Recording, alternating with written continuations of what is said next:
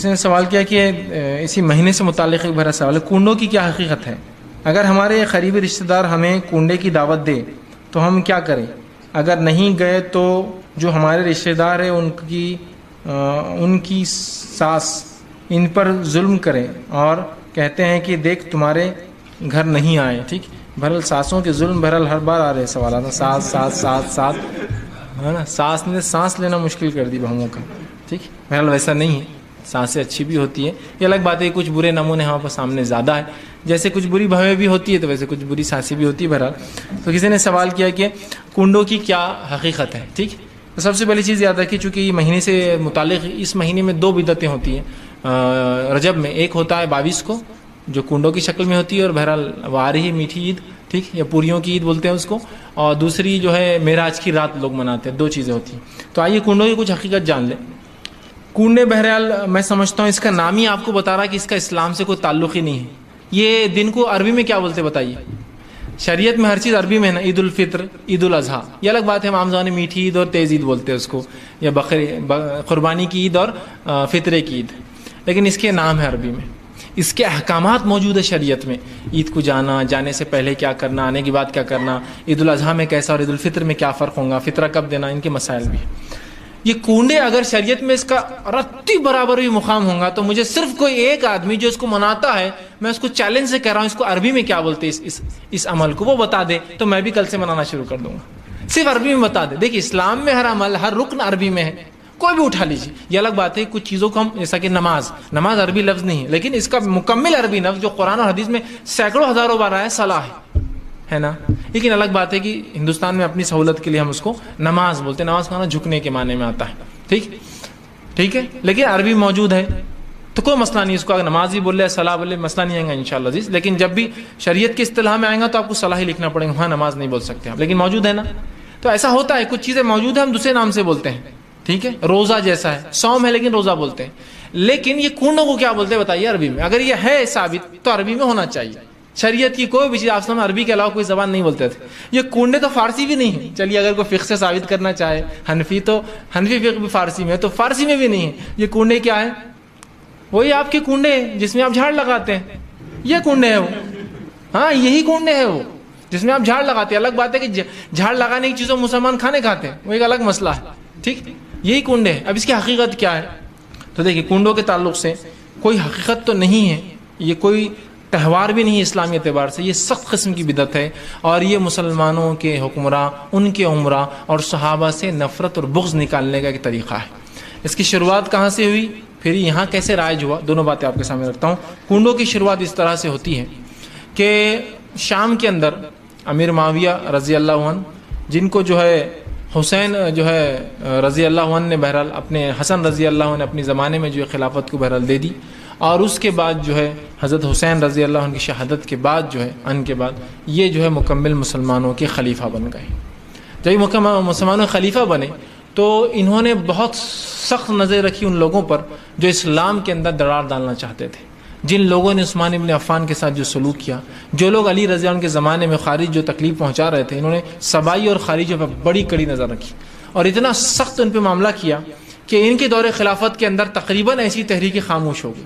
چونکہ یہ کئی زمانے سے ایک سخت قسم کے جو حکمران تھے، اور صلاحیتیں ہوتی، ہر آدمی کو صلاحیتیں ہوتی جو اللہ دے رکھتا ہے. ان میں وہ صلاحیت بہت تھی حکمرانی کی اور لوگوں کو گرفت میں رکھنے کی. ایک بہترین ایڈمنسٹریٹر تھے اپنے آپ میں اور بہترین حکمران تھے. یاد رکھیے نبی اکرم صلی اللہ علیہ وسلم زمانے میں بھی کافی عہدوں پر یہ رہے، اور آپ ان کے بعد بھی خلفاء راشدین کی تمام کے زمانے میں یہ کافی بڑے بڑے عہدوں پر رہے. اب یہ بن جاتے ہیں اکیلے مسلمانوں کے سول، جس کو کہیں گے حکمراں. لیکن ان لوگوں کے لیے جو خوارجی ہے، یا اسی طرح جو باطینیہ تھے، یا اسی طرح سبائی تھے، ان کے لیے تو یہ ایک ڈکٹیٹر تھے. کیونکہ ان کو تو انہوں نے بالکل گردن پہ لا کے چھوڑ دیا تھا، مطلب بالکل پکڑ کے رکھا تھا کہ کوئی سازشیں نہ رچے. اس طرح سے انہوں نے عثمان بن عفان اور علی بن ابی طالب کے زمانے میں پورا اضطراب پھیلا دیا تھا پورے مسلم ممالک میں. اب ہوتا یوں ہے کہ ان پر ایک اٹیمپٹ کیا جاتا ہے مرڈر کا. یہ اٹیمپٹ ایک ہی دن میں کیا جاتا ہے 3 صحاباؤں پر، عمر ابن خطاب، ٹھیک ہے، معاویہ بن ابی سفیان، ٹھیک ہے، اور ایک عمرو بن عاص. 3 پہ کیا جاتا ہے. عمر ابن خطاب شہید ہوتے ہیں، 2 بچ جاتے ہیں. مطلب اتنا پلان تھا یہ کہ 3 سٹیز میں، ایک ہے اس میں سکندریہ میں، الیگزینڈریا میں، ایک ہے شام میں، اور ایک ہے مدینہ میں. 3 اٹیک ہوتے ایک ہی وقت فجر میں. تو عمر ابن خطاب شہید ہوتے ہیں اس اٹیک کے اندر. یہ پلان اٹیک تھا لوگوں کا, مطلب یہ لوگ جو صبائی تھے بہت دنوں سے پلان بنا رہے تھے مسلمانوں کو تکلیف دینے کا اور خارجی. ٹھیک, تو بہرحال عمر ابن خطاب عمرو بن عاص اس دن فجر میں لیٹ ہو گئے, وہ نہ آ سکے. ٹھیک ہے, کوئی اور تھا ان کی جگہ جس پر حملہ ہوا, اور فجر اندھیرے میں ہوتی تو بس دیکھا نہیں گیا. اس کو یقین تھا کہ عمر ہی ہوں گے, اور جو ہے اسی طرح ان پر حملہ ہوا, لیکن یہ حملے کی سازش پہلے ہی کھل گئی اور حملہ آوروں کو سزا دے دی گئی. اب اس کے بعد ان کے زمانے میں یہ چلتا رہا. اس کے بعد یہ اپنی طبعی موت مرتے ہیں. جب یہ انتقال کرتے ہیں تو وہ دن ہوتا ہے 22 رجب. جب امیر معاویہ رضی اللہ عنہ کا انتقال ہوتا ہے تو 22 رجب تھی. یہ بات تاریخی حوالوں سے ثابت ہے. اب ان لوگوں کو جن کو معاویہ سے دشمنی تھی, جس نے اتنا کڑا ان پر پہرا لگا دیا تھا, جو عثمان بن عفان کے دور میں عثمان بن عفان کی نرمی اور ان سے حسن سلوک نے ان کو سر چڑھا رکھا تھا. اللہ, انہوں نے تو ایک اچھے اس سے کہ مسلمانوں کا خون میں اپنے ہاتھوں پہ نہیں لینا چاہتا ہوں, چاہتے تو عثمان بن عفان اپنے زمانے میں ان کو کرش کر کے برباد کر کے رکھ دیتے تھے, لیکن یہ سوچ کر کہ مسلمانوں کا خون میں نہیں کرنا چھوڑ دیا. لیکن علی بن ابی طالب نے اور اس کے بعد کے خلیفاؤں نے ان کی بہت بری حالت کی یاد رکھی. خود علی بن ابی طالب کو جو یہ بڑا مانتے تھے, علی بن ابی طالب نے ان خارجیوں کو ہزاروں کی تعداد میں مارا اور قتل کیا, اور سبائیوں کو. بہرحال اب خوشی تو منانا ہے, خوشی تو منانا ہے. کیسے منائی جائے؟ کہ تو جس کو ہم کہیں گے سنیوں کے سمندر میں ایسا ایک اچھے پانی کی اس میں گندی مچھلی تو پکڑی جاتی ہے نا. تو ان لوگوں نے جو سبائی تھے, خارجی تھے, خوشی منانے کا طریقہ نکالا. کہا خاموشی سے خوشی منائی جائیں گی, پردوں کی آڑ میں مٹھائیاں بنائی جائیں گی, وہیں کھائی جائیں گی, وہیں ہاتھ دھو کر باہر نکلا جائے گا تاکہ عوام میں خبر نہ پہنچے کہ خلیفہ کی. اب ظاہر خلیفہ کا انتقال اور مٹھائی کی دکان پہ رش ہو جائے تو آپ کو سمجھ میں آ جائے گا نا کچھ نہ کچھ پرابلم ہے. جیسا رزلٹ آیا تو مٹھائی کی دکان پہ رش ہو جاتا ہے, تو آپ کو معلوم 10th کا رزلٹ 12th کا رزلٹ آیا تو پرابلم ہو جائیں گا, کہاں لے جا رہے ہیں مٹھائی, کون ہے یہ منافق, سمجھ میں آ جائیں گا نا. تو مٹھائی گھر میں بنائی جائے, خاموشی میں بنائی جائے, گھر کے پردوں میں بنائی جائے, وہیں خاموشی سے بلا کر کھائی جائے, اور وہیں ہاتھ دھویا جائے, اور اس مٹھائی کو وہیں ختم کر دیا جائے تاکہ باہر نہ پتہ چلے اندر کیا ہوا ہے. یہ تھا وہ خوشی جو صحابہ کی وفات پر منائی گئی. افسوس امت مسلمہ نے اس رسم کو ہو بہو کاپی کیا. کنڈا جب جہاں بنتا ہے وہاں پردے لگا دیے جاتے ہیں. خاموشی میں بنتا ہے, کوئی اس میں ہاتھ نہیں ڈال سکتا, چونکہ بچے ہاتھ ڈالیں گے باہر لے جا سکتے, مٹھائی معلوم ہو جائے گا. وہی طریقہ جو خارجیوں نے اپنایا تھا اور سبائیوں نے خوشی منانے کا, وہی ہے. خاموشی میں لوگوں کو بلایا جاتا ہے, اس کی انویٹیشن نہیں چھپتے, آ جائیے کنڈے ہیں, آ جائیے کنڈے. لوگ خاموشی میں آتے ہیں, وہیں کھانا کھاتے ہیں, بچاؤ وہیں جمع کر کے رکھ جاتا. اور شام میں جتنا ہے وہ ہاتھ دھونے کا پانی بھی ایک بکیٹ میں جمع ہوتا ہے, پانی کو گڑھا کر کے ڈال دیا جاتا ہے اور بچا ہوا کھانا ڈال کے دفنا دیا جاتا ہے. یہ ہے کنڈے. خوشی تو کیسی منائی جاتی ہے آپ کو بھی پتا ہے اور مجھے بھی پتا ہے. خوشی کیسے منائی جاتی ہے آپ کو پتا ہے اور مجھے بھی پتا ہے. سمجھ لیجیے آپ کو میں ایک بار کہوں کہ بھائی عبداللہ صاحب گھر آ جائیے, بولو مت کسی کو, خاموشی سے آ جاؤ. پھر عبداللہ صاحب آپ میرے گھر آتے ہیں, میں دروازہ کھول, جلدی اندر آ جاؤ. پھر پردہ ڈال دیتا ہوں, پھر گھر کے اندر کے روم میں لے جاتا ہوں جہاں پہلے سے پردہ پڑا ہے, پھر وہاں لے آ کر آپ کو بٹھاتا ہوں. پھر عام برتنوں میں نہیں, لوہے پیتل تانبے اور لوہے کے ایک مٹی کے برتن میں ایک خاموشی سے مٹھائی لاتا ہوں اور آپ کو کھلاتا ہوں, کھاؤ کھا لو. اور کھانے کے بعد آپ کا ہاتھ پوچھنے لگاتا ہوں, اور اس کے بعد ہاتھ دھونے لگاتا ہوں, اور بچے وہی مٹی کا ڈال دیتا ہوں, اور آپ پوچھتے اس کے بعد کیا ہوا فیض بھائی اتنا ہوا, میرے کو لڑکا ہوا. آپ بولیں گے اتنا خفیہ ہوا, خوشی تھی تو کیسے منانی چاہیے تھی. ارے بھائی آ جاؤ آج دعوت ہے, کیوں, مجھے لڑکا ہوا. بھائی لڑکا ہی نہیں, میں لڑکی کی مثال, مجھے لڑکی بھی, آ جاؤ بھائی دعوت ہے, ٹھیک. اور آپ آ رہے ہیں, اور بھائی کیا فیض صاحب, کیا اللہ نے بہت آپ کو کیا نواز, آپ باہر سے مبارکباد دیتے ہوئے آ رہے ہیں نا, پھر اندر آ رہے بیٹھ رہے, یہ ہوں گا نا خوشی. اب یہاں کیسی خوشی ہے, خاموشی سے بلا کے, پردے ڈال کے, اندر پردے, پردے میں پردے, کھانا بھی عام چیزوں میں نہیں, خاموشی سے کھا کر وہیں دفنا کر وہیں پھینکنا. کچھ نہ کچھ تو چال بازی ہے نا, کچھ تو ہے جس کی پردے داری ہے, جس کو بولیں گے پردے میں چھوڑا پورا, کچھ تو ہے جو چھپایا جا رہا ہے راز. اب یہ تو چلن کافی زمانے تک خارجی اور یہ چلاتے رہے. اس کے بعد اب یہ سنیوں میں کیسا ڈالا جائے عمل, تو ایک نیا شوشہ چھوڑا گیا. جعفر صادق کی نیاز ہے, بولے جعفر صادق, یہ بہرحال ایک تابعی میں سے ہیں, ان کی بولے نیاز ہے.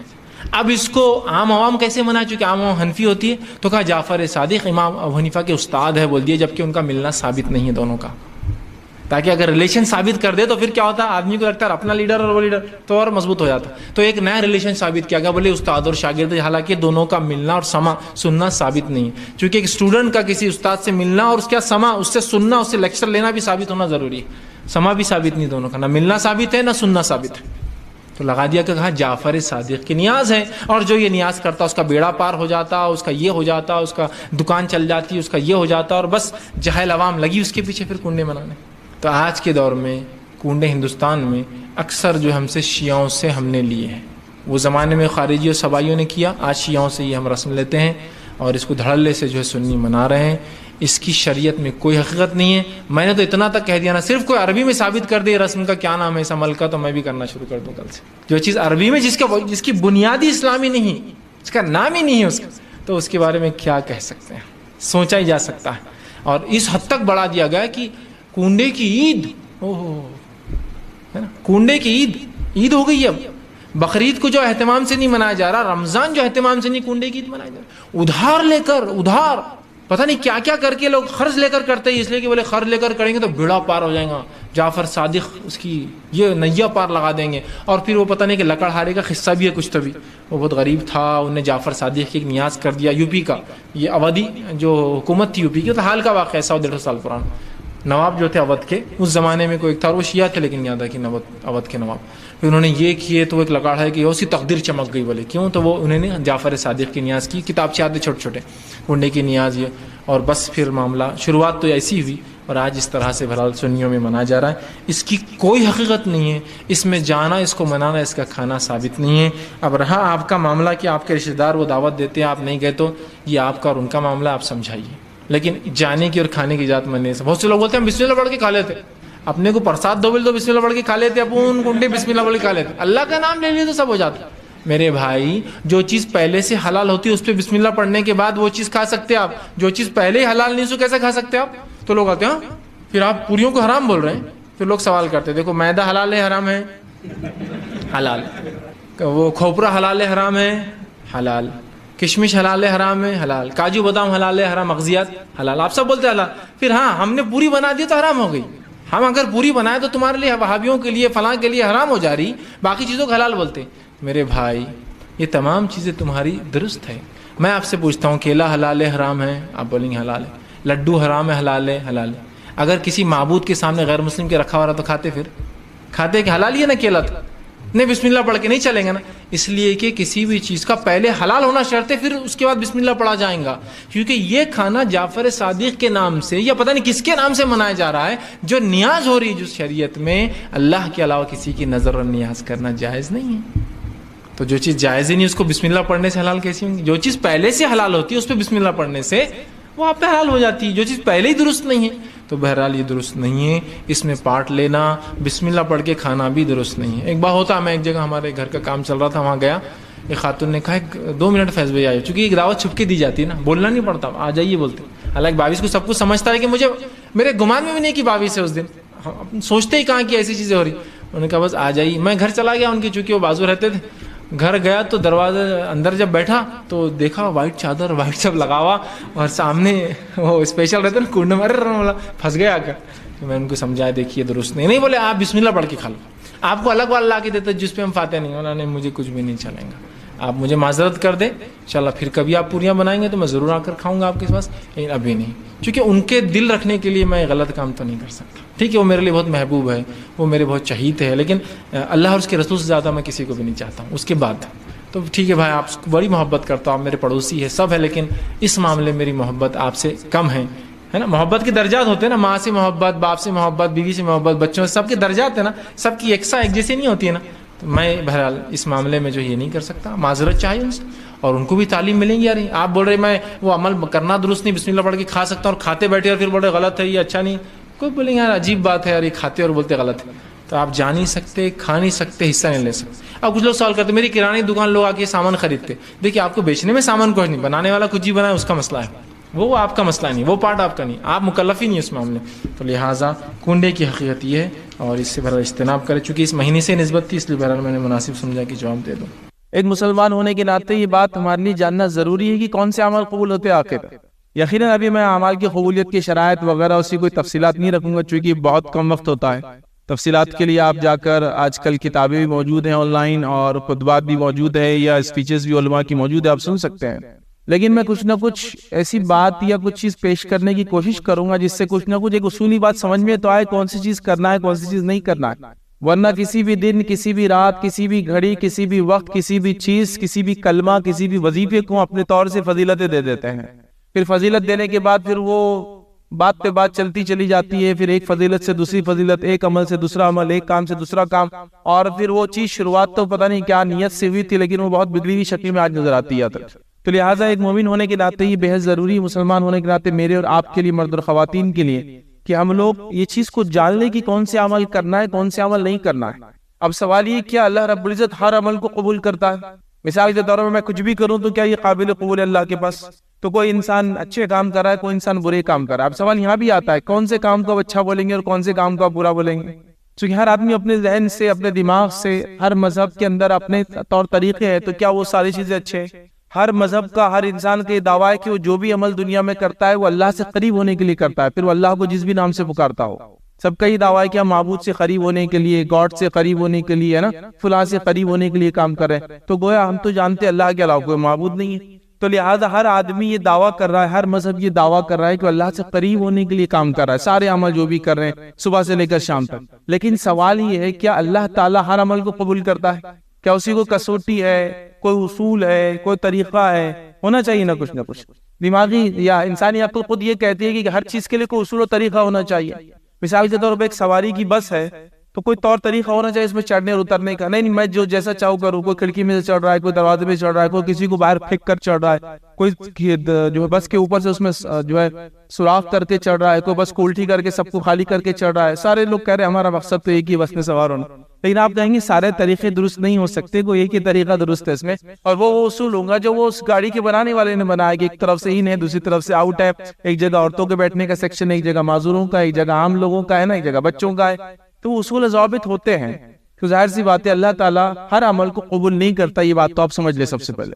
مطلب ہر وہ چیز جو میں سمجھتا ہوں کہ میں اچھائی کے لیے کر رہا ہوں، خیر کے لیے کر رہا ہوں، ثواب کے لیے کر رہا ہوں، اللہ کے پاس قابل قبول نہیں جب تک کہ کچھ اصولوں کے مطابق وہ عمل نہ ہو۔ اور وہ اصول کیا ہے انشاءاللہ اس میں سے چند باتیں آج میں آپ کے سامنے رکھوں گا۔ آئیے خطبے کے شروع میں جو میں نے آیت تلاوت کی، اللہ رب العزت سورہ غاشیہ سورہ نمبر 88 اس کے آیت نمبر 3 اور 4 3 اور 4 میں فرماتا کہتا ہے عاملۃ ناصبہ تصلی نارا حامیہ۔ اب یہ جو آیت ہے یاد رکھیں، اس کو سمجھے، اور یہ جو سورت ہے اس کو آپ سمجھے۔ نبی اکرم صلی اللہ علیہ وسلم ہر جمعہ یہ سورت پڑھتے تھے، سورہ اعلی اور سورہ غاشیہ۔ عیدین کے اندر بھی آپ نماز میں یہی سورت پڑھتے تھے، تو کچھ نہ کچھ تو مقصد ہوگا، کچھ نہ کچھ تو امپورٹنس اور فضیلت ہے سورت کی، اس کی اہمیت ہے۔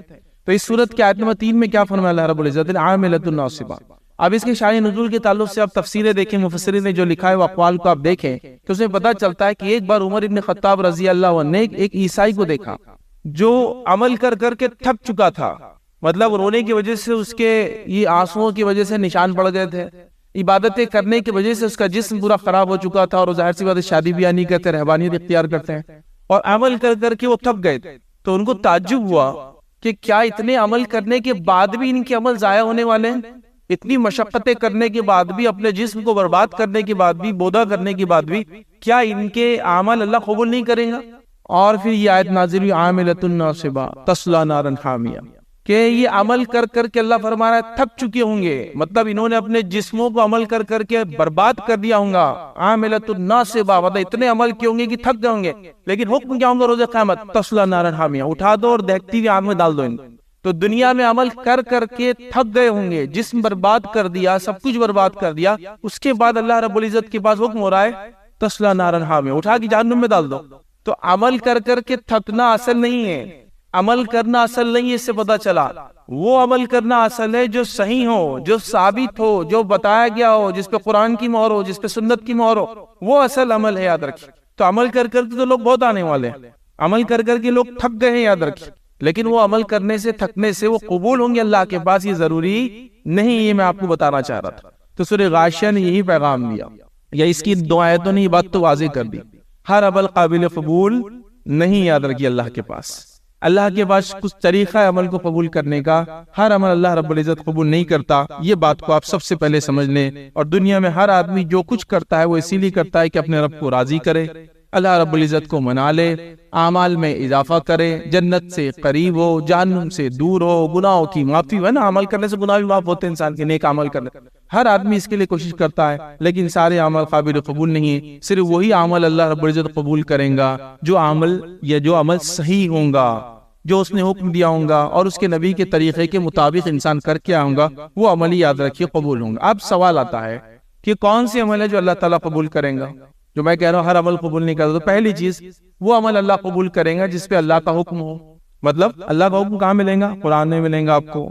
اس کے بعد وہ عمل نبی اکرم صلی اللہ علیہ وسلم کی سنت سے ثابت ہو، اگر قرآن میں نہ ہو تو کہ آپ صلی اللہ علیہ وسلم نے کیا، کہا، بولا، آپ کو کرتے ہوئے دیکھا گیا، آپ کے سامنے کیا گیا اور آپ نے خاموشی اختیار کی، تو پھر وہاں سے پتہ چلے گا.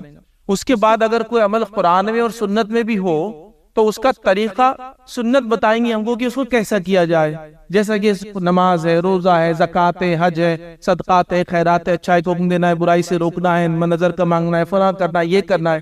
تو یہ تو پتہ چل گیا کہ یہ ہے طریقہ، لیکن کیسے کرنا ہے وہ کون بتائیں گا؟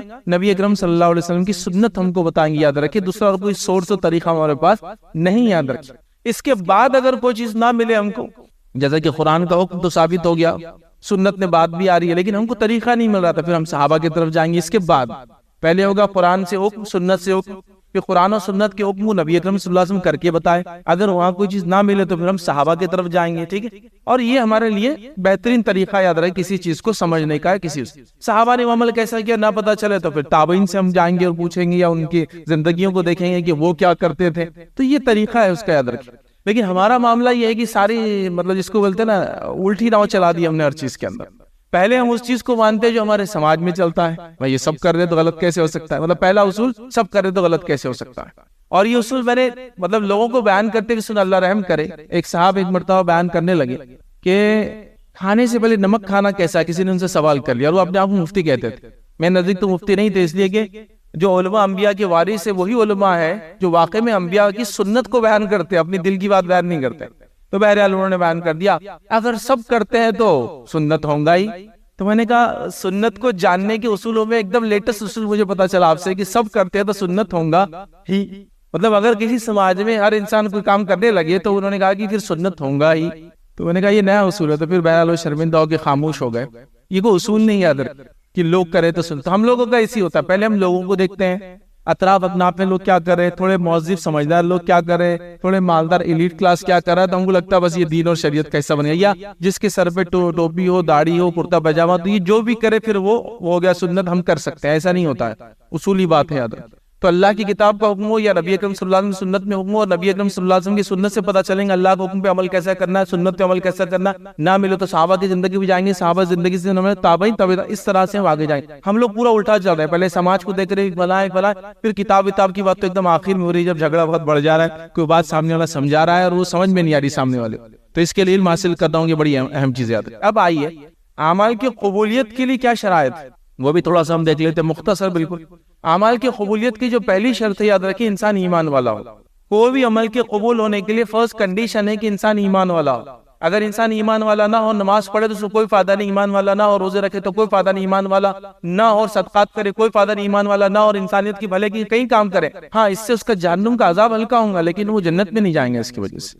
تو پہلی شرط ہے ایمان لائے عمل کے قبول ہونے کے لیے. دوسری کنڈیشن یاد رکھیں عمل کے قبولیت کے لیے وہ صحیح نیت ہو عمل کرنے کے لیے. مطلب انسان اچھی نیت سے عمل کو شروع کرے، ورنہ بہت سارے لوگ بہت سارے اعمال کرتے ہیں لیکن نیت اچھی نہیں ہوتی. اس معاملے میں یاد رکھیں نتیجتاً اعمال قبول نہیں ہوتے. جیسا مثال کے طور پر میں کوئی چیز کو چراؤں اور پھر دوسروں کو دوں اس نیت سے کہ یہ میں لوگوں کی مدد کرنے کو کہہ رہا، تو آپ کہیں گے عمل اچھا نہیں نا.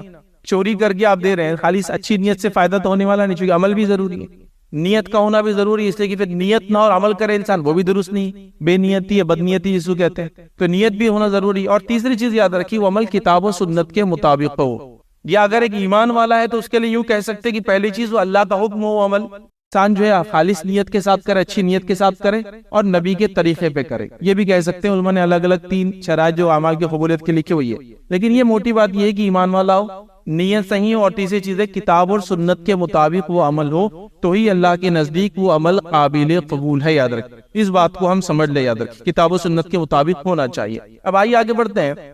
اب ہم جو بھی کام اپنے زندگی میں کریں ہم چیک کر لیں کیا ہمیں ایسا کر رہے ہیں، کیا وہ اللہ کا حکم ہے، کیا نبی اکرم صلی اللہ علیہ وسلم کا حکم ہے، کیا نبی اکرم صلی اللہ علیہ وسلم کو کوئی چیز ثابت ہے، کیا صحابہ نے وہ عمل کیا. وہ چیز ہم کو دیکھنا بے حد ضروری. یاد رکھیے ورنہ اگر کوئی چیز ثابت نہ ہوئی ہم ساری زندگی کیوں نہ کرتے چلے جائیں، وہ اللہ کے پاس روز قیامت قابل قبول نہیں ہوں گی اور وہ اٹھا کر اعمال منہ پر واپس پھینک دی جائیں گے. اور یہ کتنی شرمندگی کی بات ہوگی کہ انسان کے لیے کہ دنیا میں عمل کیا لیکن جانچا نہیں کہ عمل درست ہے نہیں، اور آخرت میں چلا گیا اللہ کے پاس اور اس کو اجر و ثواب اس کا نہ ملے. یاد رکھ تو بڑی ڈینجرس بات ہے یاد رکھیے. تو لہٰذا ہم کو عمل ثابت ہے نہیں، وہ جاننا ہے یاد رکھیے، اور جاننے کے بعد یاد رکھیے اس کے مطابق ہم کو کام کرنا ہے. اب آئیے ہم لوگوں کا جو معاملہ ہے، یہ جو چیزیں میں دیکھ رہا ہوں ماحول میں، انشاءاللہ عزیز ہر سال، ہر مہینے، ہر ہفتے، ہر دن مسلمانوں کے پاس کوئی نہ کوئی ایسی چیز اس کو ثواب کے طور پہ کیا جا رہا ہے، اور پھر اس کے لیے من گھڑت باتیں بیان کی جا رہی ہے، اس کے فضائل بیان کی جا رہے ہیں. یقیناً اب ایسا سال کے اندر کئی رسومات مسلمان کرتے ہیں اور کئی باتیں ہوتی ہیں. ہمارے پاس اتنے جمعے تو نہیں ہے کہ ہر جمعے میں ہم ہر بار اس کا رد کرتے رہے. اصولی بات بتا دی جائیں گی، کنڈیشنل چیزوں کو آپ فٹ کر لیں اور جان لیں وہ صحیح ہے غلط. کیونکہ ہر بار کسی کو بتانا کہ یہ پتھر ایسا ہے، یہ سڑک ویسی، اس سے اچھا اصول بتا دے کہ کون سا پتھر اچھا ہے، کون سی سڑک اچھی ہے، کس کو دیکھا جائے، کس کو نہ دیکھا جائے. چونکہ ہر بار بولتے رہیں گے تو ایسا ہو جائیں گے کہ پورے مہینے کے جو ہے سال بھر کے جمعے اسی میں چل جائیں گے کہ اب یہ مہینہ آ رہا ہے اس میں غلط ہے، اب وہ مہینہ آ رہا ہے اس میں غلط ہے. کہاں تک بتائیں گے بھائی؟ اصولی بات سیکھ لو کہ کون سی چیز صحیح ہے کون سی غلط ہے. اب اصول سے دیکھو اور اس کو جس کو کہیں گے سمجھ لو، ورنہ ہر بار کون آگے سمجھائیں گا کہ فلاں لفظ کے یہ چیز غلط ہے، یہ چیز. جیسا مثال میں دے رہا ہوں، A+B=C ہوتے ہیں میتھس کے جو بچے وہ جانتے ہیں کہ الف جمع با = ج سمجھ لیجیے، ایک اصول ہے. اب الف اور با کچھ بھی ہو سکتا ہے، A اور B کچھ 2+2 A2 ہے B2 ہے = کیا ہوگا آنسر 4 آ جائے گا. تو میں اصولی بات کر رہا ہوں. اب ہر بار 2 3 جمع 3 3 جمع 4 نہیں بتانے کی ضرورت ہے. اور سمجھ A+B=C اصولی بات سیکھ لیجئے، تو پھر آپ ہر رسول، ہر بات کو، ہر بدعت کو، ہر خرافات کو، ہر چیز اس میں ڈال لیں. اب امت مسلم کا حال یہ کہ دن کے اعتبار سے انہوں نے من گھڑت باتیں بنا لی، مہینے کے اعتبار سے من گھڑت باتیں بنا لی، سال کے اعتبار سے من گھڑت باتیں بنا لی، اور کئی چیزیں ایسی جو قرآن میں ثابت نہیں، سنت میں ثابت نہیں. اگر ثابت ہے تو ویسی ثابت نہیں جیسے ہم اس کو سمجھ رہے ہیں، مطلب ویسی ثابت نہیں. جیسا مثال کے طور پر ایک صاحب ایک مرتبہ اور کہا کہ قرآن میں دلوں کی بیماری کا کوئی علاج ہے، کا وال میرا خراب ہو گیا. بولا ایسا تو کوئی نہیں ہے. بولے قرآن کی آیت، انہوں نے کچھ تو وال لفظ لا لیا عربی کا اٹھا کے. اب وہ وال کی بات ہو رہی، یہ کون سا پتہ نہیں، اللہ رحم کرے بھائی، لیکن لا لیا انہوں نے اس کو. تو اس طرح سے ایسا نہیں یاد ہے کہ ثابت ہونا ایک الگ چیز ہوتی ہے، ٹھیک ہے؟ تو اس کو ہم سمجھیں. تو آئیے ہمارے پاس جو ہے اس مہینے کے اعتبار سے ایک رات اب تھوڑے دن بعد منائی جائیں گی، جس رات کو لوگ بڑے دھوم دھام سے مناتے ہیں. 27 رجب ہوتی ہے، اس کو معراج کی رات کہتے ہیں. تو معراج کی رات یاد رکھیے، یہ واقعہ ہوا لیکن اس کو منانا نہیں. واقعہ ہوا جیسا مثال فتح مکہ ہوئی، اس کو مناتا ہے. جنگ بدر ہوئی، اس کو مناتا ہے. صلح حدیبیہ ہوئی، اس کو مناتا ہے. اس کو ایسا پروگرام نہیں ہوتا نا کہ حدیبیہ کا دن ہے، ہاں چلو منائیں گے، تمہاری طرف سے تھوڑے لوگ آئیں گے، ہم تھوڑے آئیں گے، جمع ہوں گے، ایک معاہدہ کریں گے. کچھ بھی نہیں ہوتا ہے نا. تو یہ چیزیں ہوئی، لیکن ہوئی کا معنی منانا نہیں ہے. تو معراج ہوئی، کب ہوئی آپ کو بتائے؟ معراج کب ہوئی؟ اس تعلق سے 5 مشہور قول ہے، 5، جس میں سے ایک ہے کہ رمضان میں ہوئی، ایک ہے کہ رجب میں ہوئی. تو 5 قول ہے یاد رکھیں. اگر یہ رات واقع میں فضیلت کے حامل ہوتی، منانے کا حامل ہوتی، تو 5 قول نہیں ہوتے، ایک ہی قول موجود ہوتا کہ اس رات ہوئی. نبی اکرم صلی اللہ علیہ وسلم معراج ہونے کے بعد کتنے دن حیات رہے بتائیے آپ؟ 10 سال کی تقریباً آپ حیات رہے، چونکہ 13 سال مکی زندگی اور آخر میں یہ ہوا. تو 10 سال حیات رہے، چونکہ نماز اس میں ملی، اس سے علماء لکھتے ہیں آخر وقت میں ہجرت سے پہلے کبھی تو بھی. تو 10 سال حیات ہے. تو 10 سال میں 10 بار آئی. ابوبکر صدیق کی خلافت میں 2 بار آئی، چونکہ ان کی خلافت 3.25 سال تھی. عمر ابن خطاب کی خلافت میں یہ رات جو ہے تقریباً 10 سال آئی. عثمان ابن عفان کی خلافت میں 12 بار آئی اور اس کے بعد. لیکن ان میں سے خلفاء راشدین کا 30 سال کا دور ہے، نبی اکرم صلی اللہ علیہ وسلم 10 سال کا دور ہے. 40 سال میں کسی نے بھی نہیں بنایا اس کو. پھر یہ دور چلا گیا، پھر صحابہ کا دور آ گیا. صحابہ کے دور کے اندر بھی آخری صحابی کا انتقال جو 110 ہجری میں ہوا، چونکہ اللہ کے رسول صلی اللہ علیہ وسلم کی حدیث تھی کہ آج سے 100 سال بعد کوئی زندہ نہیں رہے گا. نبی اکرم صلی اللہ علیہ وسلم کی بات، تو ظاہر سی بات 110 ہجری میں 100 سال کمپلیٹ ہو گئے اور اس کے بعد کوئی صحابی نہیں یاد رکھے. تو وہ 100 سال میں بھی اس کو کبھی منایا نہیں گیا. تو یہ رات کا کوئی وجود نہیں. اس کے بعد ایک اور رات آئیں گی، ایک اور مہینہ آئیں گا اگلا، پھر اس کو 15 شعبان کو منائے جائیں گی. یہ رات کی بھی کوئی وجود نہیں، کوئی ثابت نہیں، کوئی منانا ثابت نہیں. لیکن لوگوں نے اعمال کو بنا لیا کہ ثابت.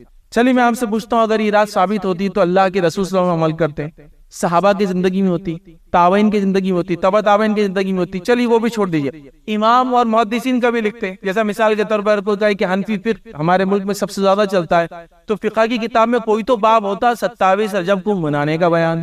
27 رجب کے فضائل کہیں نہیں ملیں گے آپ کو، دور دور تک کوئی وجود نہیں، نہ مسلک میں وجود ہے نہ وہ ہے. لیکن ایک رائج چیز، رائج سمجھ تک چلن میں ہے کہ اس رات نبی اکرم صلی اللہ علیہ وسلم کو نماز کا تحفہ ملا تھا. تو پھر جو ملا تھا وہ لو نا، رات لے لی. مطلب یہ ہوا کہ میں نے اگر تحفہ آپ کو ایک ڈبے میں دیا، آپ نے تحفہ پھینک دیا، ڈبہ رکھ لیا پوری زندگی اور اپنے پاس کہ فیض میں نے تحفہ دیا میرے کو ڈبے میں.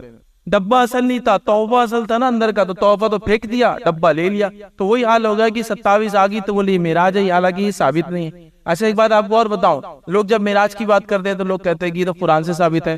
قرآن سے اسراء ثابت ہے، معراج ثابت نہیں. یاد رکھیے معراج سنت سے ثابت ہے. اس سفر کے آسمانی 2 حصے تھے. ابھی وقت نہیں ہے کہ میں پورا سفر رکھوں، جس کو دیکھنا یوٹیوب پہ آلریڈی میرا لیکچر اپلوڈڈ ہے. 2 حصے ہیں. پہلا سفر مسجد حرم سے لے کر مسجد اقصی، اس کو کہتے ہیں اسراء، اور مسجد اقصی سے لے کر آسمان کے سفر کہتے ہیں معراج، الاسراء والمعراج. تو قرآن میں اسراء کا ذکر ہے، معراج لفظ کا ذکر قرآن میں بھی نہیں ہے. سمجھ؟ تو لہٰذا اگر قرآن میں ہے بھی ذکر اس کا اسراء کا تو اس کو منانا نہیں ہے. منانا کیوں نہیں ہے؟ نبی اکرم صلی اللہ علیہ وسلم نے منایا. منانا کیوں نہیں؟ صحابہ نے نہیں منایا. منانا کیوں نہیں؟ تابعین نے نہیں منایا. منانا کیوں نہیں؟ سلف صالحین نے کبھی اس کو نہیں منایا. لیکن ہمارے پاس ایک تاریخ طے کر لی گئی. وہ تاریخ جو افسوس کی بات ہے آپ صلی اللہ علیہ وسلم کو کے زمانے میں کسی کو نہیں پتا تھی، یا لوگ بھول چکے. وہ تاریخ 5 میں سے 1 بتائی جاتی ہے. اب سوال یہ، کوئی اتنی اہم رات ہوتی تو ظاہر سی بات ہے اس کو لکھا جاتا کہ یہ رات ہوا، فلاں ہوا. اصل تحفہ تھا، رات نہیں تھی. صحابہ نماز کے فرض ہونے سے پہلے 2 وقت میں نماز خود پڑھتے تھے. سورج نکلنے سے پہلے، سورج ڈوبنے سے پہلے. عصر اور فجر سمجھ لی ایک طرح سے خود پڑھتے تھے. اتنا شوق تھا. کیوں شوق تھا؟ وہ یہ کہتے تھے کہ اللہ رب العزت نے اتنی عظیم نعمت دی اور اتنے بری کفر سے اور برائی سے نکالا، لہذا اللہ کے شکر میں کچھ تو کریں. تو وہ اپنی طرف سے نفل نمازیں پڑھتے تھے. معلوم ہو کئی صحابہ نفل نماز پڑھتے پڑھتے ہی پکڑے گئے. نبی اکرم صلی اللہ علیہ وسلم کے بارے میں جو پہلی بار پتا چلا لوگوں کو کہ آپ کچھ بات نہیں کر رہے، وہ یہی تھا کہ آپ کو نماز پڑھتے ہوئے کسی نے دیکھ لیا تھا. وہ نفل تھی. تو وہ چاہ رہے تھے کہ ان کا رب ان کے اوپر کوئی چیز فرض کرے تاکہ وہ شکر بجا لائے. تو نماز اللہ نے فرض کر دی. اب مسئلہ ہمارے ساتھ یہ ہوا کہ ہم نے اس کے فرض ہونے کی تاریخ کو بھی بنا لیا، پھر ایک رات بھی جاگ لی اور اس کے اندر کچھ نمازیں پڑھ لی، اور پھر سال بھر تحفہ غائب. تو میں نے اس لیے کہا کہ آپ نے ڈبہ لے لیا ہم نے اور تحفہ ختم کر دیا. نماز تو غائب ہو گئی. 5 وقت روز پڑھنے کا تحفہ تھا، یہ سال میں 1 بار نہیں. تو گویا ہم نے ایک رات کو پکڑ لیا اور اس کو ہم نے منانا بھی بہرحال شروع کر دیا. حالانکہ کئی چیزیں دین اور اسلام میں ہوئی، لیکن ہونے کا مقصد اس کو منانا نہیں. یہ اصولی بات کو بہرحال آپ سمجھ لیں، یاد رکھیے. تو نماز کا تحفہ ملا تو نماز پڑھی، لیکن نماز کا تحفہ ملا وہ کہ رات منانے کی دلیل نہیں ملتی. اس لیے کہ میں نے آپ کو نبی اکرم صلی اللہ علیہ وسلم کی زندگی کے 10 سال، خلفاء راشدین کے 30 سال اور آخری صحابی کی وفات 110 ہجری میں ہوتی ہے، ان 110 سالوں تک کسی نے اس رات کو نہیں منایا. اب یہ کب شروع ہوئی، چلن ہوئی؟ میں سمجھتا ہوں بعد کے لوگ آئے جن کو ایسا لگا کہ باقی ساری نمازیں تو اپنے سے 5 وقتہ ہونے والی ہے نہیں، تو کیوں نہ ایک شارٹ کٹ نکال لیا جائے. جس دن تحفہ ملا اس دن اتنا اپن بجو، اتنی باتیں کرو، اتنے فضائل بیان کرو کہ بعد میں سال بھر لوگ پوچھے نا اپنے سے کہ نماز کا کیا ہوا. مطلب اگر کود کے کہہ رہا ہوں نماز فرض ہے، نماز جو نہیں پڑھتا فلاں ہے، نماز ایسی نماز ویسی، تو کوئی بولیں گے یار کیا آدمی زبردست نماز کی کتنی بات کرتا. اب باقی سال بھر تو اپنے کو پڑھتا نہیں، تو کم از کم ایک دن تو بولنا چاہیے نا. جیسا وہ لوگ جو ماں باپ کی خدمت نہیں کرنا چاہتے، انہوں نے ایک اچھا طریقہ نکالا. سال میں 1 بار ماں باپ کی خدمت کرتے، اور اس کو کیا بولتے ہیں آپ کو؟ مدرس ڈے اینڈ فادرس ڈے. پورا سال ماں باپ کے پاس نہیں جاتے، بوڑھا گھر میں ڈال دیتے، اور ایک دن جاتے ہیں، ان کو کھلاتے ہیں پلاتے ہیں، 2-3 وقت کا کھانا، پھر ساتھ میں فوٹو کھینچتے ہیں، پھر فیس بک وغیرہ میں اپڈیٹ کرتے ہیں کہ آج باپ کے ساتھ تھا، آج ماں کے ساتھ تھا، فلاں تھا، آج بوڑھا گھر میں تھا. پھر سال بھر ان کو ماں باپ کو دیکھنا ہے نا کچھ کرنا ہے. ہاں خرچ وغیرہ بھیج دیتے ہیں، یہ کبھی حکومتیں سنبھال لیتی ہے. ویسٹرن کنٹریز میں بوڑھوں کو گھر پہ نہیں رکھتے. یاد رکھیں. تو ویسا ہم نے کر لیا.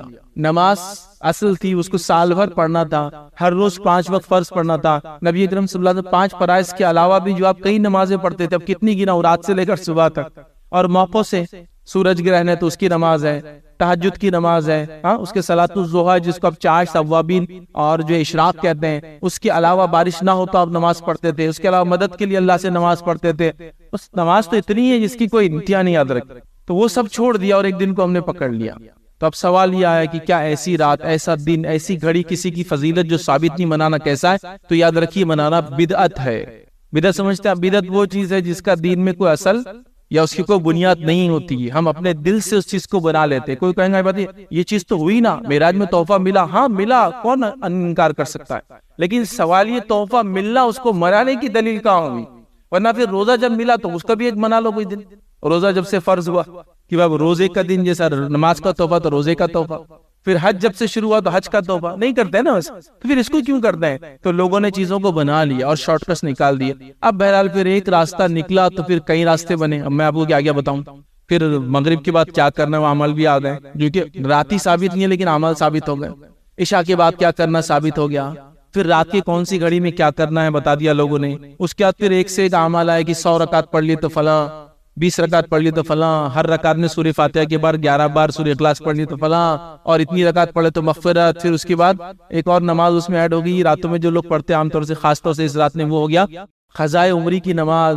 2 رکعت فجر کی بولے پورے سال بھر کی کمپلیٹ، قضائے عمری پورے عمر کی قضا کمپلیٹ. اس کے بعد 4 رکعت پڑھ لی. اگر اتنا آسان ہوتا سبحان اللہ، تو صحابہ کو کیوں تکلیفیں اٹھانا پڑتی نماز کے لیے؟ کیوں پکڑے جاتے ہو نماز پڑھتے ہوئے؟ کیوں نبی اکرم صلی اللہ علیہ وسلم آخر وقت تک نماز پڑھتے ہیں؟ یہ کہہ دیتے امت یہ تو میں نبی ہوں، میں پڑھتا ہوں، لیکن تم لوگوں کے لیے سہولت ہے، قضائے عمری ایک نماز ہے، فلاں رات آتی ہے، تم لوگ اس میں ادا کر لیا کرو. بس 17 رکعتیں پڑھنا ہے، 2 فجر کی، 4 ظہر کی، 4 عصر کی، 3 مغرب کی، 4 عشاء کی، اور قضائے عمری کے نام سے پڑھ لو، ہو گیا تمہارا بیڑا پار. سبحان اللہ. ایسا نہیں یاد رکھیں. نبی اکرم صلی اللہ علیہ وسلم اپنے آخر وقت تک نماز پڑھتے رہے، حتیٰ کہ آپ جس مرض میں تھے جس کے بعد آپ کی وفات ہوگی، اس مرض کے اندر بھی آپ اٹھتے، کبھی آپ کو بے ہوشی طاری ہوتی، پوچھتے کیا لوگوں نے نماز پڑھ لی؟ تو کہا تھا نہیں پڑھی، آپ کا انتظار کر رہے. تو پھر آپ غسل کرتے پھر بے ہوش ہو جاتی، آخر وقت تک نماز پڑھ رہے ہیں، اور امت کہہ رہی ہے کہ اس کو ایک دن پڑھنا کافی ہے. لوگوں نے، امت نے دن بنا لیے، رات بنا لیے. تو میں گزارش کروں گا، ہم نے اصولی بات دیکھ لی، قرآن سنت صحابہ کے عمل میں ہے کہ یہ سب چیز نہیں ہے، تو پھر اس کو کیسے ہم دین کا حصہ مان سکتے ہیں؟ کیسے اس میں عمل کر سکتے ہیں؟ اب لوگوں کے پھر سوالات تو اتنے ہیں، پہلے جو لوگوں نے کیا غلط تھے کیا؟ ہم پہلے اور بعد کی بات ہی نہیں کر رہے. میں کہہ رہا ہوں اب تک غلط اکاؤنٹ میں پیسہ ڈپازٹ ہو رہا تھا، ابھی صحیح اکاؤنٹ بتا دیا میں نے آپ کو. اب مجھ سے پچھلا مت پوچھو وہ غلط تھا یا صحیح تھا، جو ہوا وہ ہوا. دعا کیجئے، مغفرت کی دعا کیجئے، جنہوں نے کیا معافی مانگ لیجئے، لیکن اگلے کی کوئی دلیل نہیں ہے کہ جو پچھلا کیا تھا غلط تھا، نہیں تھا، تو پھر اس کو غلط نہیں ثابت کرے تو اگلا ہم نہیں کریں گے. جو ہوا ہوا ہو. اب آپ کو بات سمجھ میں آ گئی، ہم کو کرنا ہے. اسی طرح یہ مہینہ ہے، اگلا مہینہ ہے، پھر اس کے بعد رمضان کے بعد اور دن آئیں گے، پھر اس میں فلاں ہوں گا. مطلب ہر دن، ہر رات، ہر روز، مطلب میں اس کا ایک لسٹ بنا لوں، اسی کوئی انتہا نہیں ہوگی. اسی مہینے میں 22 رجب گزری، اس کو لوگوں نے ایک تہوار عید بنا لیا. 27 رجب کو ایک تہوار ہے، 15 شعبان کو ایک منائیں گے. اس کے بعد رمضان ختم ہوگا تو اس کی عید تو ثابت ہے، اس کی ایک باسی عید منائی جاتی ہے، پھر اس کے شربوزی عید منائی جاتی ہے. کہاں سے لائی سب 6 روزوں کی عید بولے؟ پھر وہ عید منا لی، اس کے بعد فلاں دن آ گیا، اس میں یہ کر لیا، فلاں رات آ گئی، اس میں یہ کر لیا، فلاں موسم آ گیا یہ کر لیا، محرم آ گیا تو فلاں. کئی اصول ہم نے بنا لیا. اب میں آپ کو کہوں گا، گزارش کروں گا، میں پڑھو، دیکھو، سمجھنے کی کوشش کرو، کیا یہ واقعی میں نبی اکرم صلی اللہ علیہ وسلم نے کیا؟ صحابہ کا تو یہ حال تھا، نبی اکرم صلی اللہ علیہ وسلم کی اتنی باتیں نوٹ کی، ایسی ایسی چیزوں کو لکھا اور ایک دوسرے کو بیان کیا کہ آپ سوچ بھی نہیں سکتے.